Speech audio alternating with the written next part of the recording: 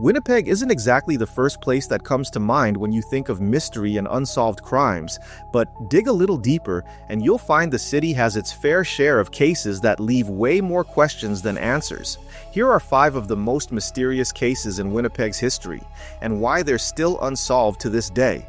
The disappearance of Thelma Krull.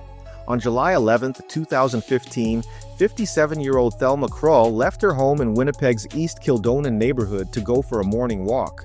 She told her husband she was heading to Civic Park, just a few blocks away. That was the last time anyone saw her alive.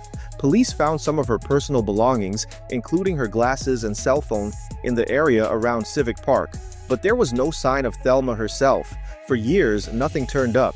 Then, in 2018, her partial remains were discovered in a rural area near Cheminot Road, about 50 kilometers outside Winnipeg.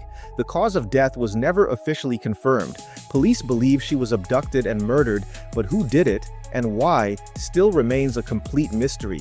To this day, no one has ever been arrested. The murder of Tina Fontaine. Tina Fontaine's case rocked the entire country.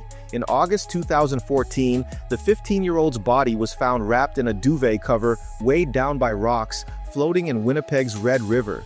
Tina had been reported missing just days earlier. She was a ward of Child and Family Services at the time, and her disappearance highlighted major flaws in the child welfare system. Police arrested Raymond Cormier in connection with her death. He went to trial in 2018, but was ultimately found not guilty due to lack of evidence. To this day, no one has been held responsible for Tina Fontaine's death. Her case became a symbol of Canada's national crisis regarding missing and murdered Indigenous women and girls. The strange case of Eduardo Balaquite.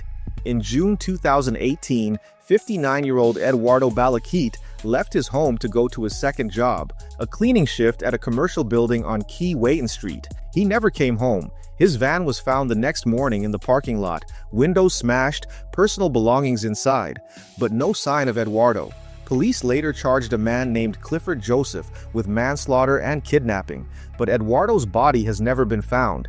Even with someone charged, it's still not clear exactly what happened to him that night, and the full story remains a mystery. The North End arson fires. Between 2017 and 2020, Winnipeg's North End and Point Douglas neighborhoods were hit by a wave of suspicious fires. Abandoned houses, businesses, and sometimes even occupied homes went up in flames, and not just once or twice. We're talking dozens and dozens of fires, some of them deadly. In 2019 alone, Winnipeg Fire Paramedic Service responded to 2 to 3 suspicious fires a week in the area. Despite a few arrests for individual fires, authorities believe organized arson rings could have been operating, but no one has ever officially taken the fall for orchestrating the larger pattern. To this day, people living in the North End say the fear still lingers every time they smell smoke. The death of Joey "Sky" LaBelle. In February 2019, 19-year-old Joey LaBelle, known by friends as Sky, was found dead in the North End. Police ruled his death a homicide, but beyond that, they've released almost no details. No suspects named, no cause of death given publicly. Sky's family has pleaded for answers, but the investigation remains basically frozen in time. No one knows exactly why he was killed or who was behind it.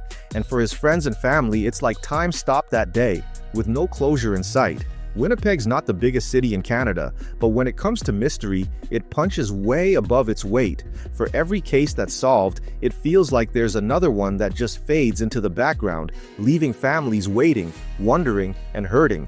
And the scariest part? Sometimes the answers are closer than we think.